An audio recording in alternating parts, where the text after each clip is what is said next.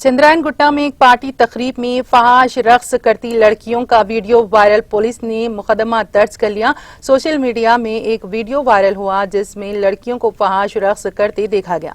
Chandrayaan Gutta police के मुताबिक एक शख्स परवेज ने फार्म हाउस के इफ्तिताह के मौके पर चंद्रायन गुट्टा पुलिस स्टेशन हदूद में वाक़े उम्दा हिल्स में पार्टी का एहतमाम किया था।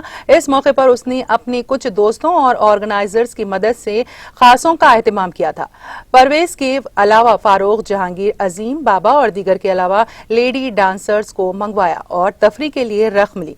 चंद्रायन गुट्टा पुलिस ने 12 अफराद के खिलाफ मुकदमा दर्ज करके तहकीकात का आगाज कर दिया।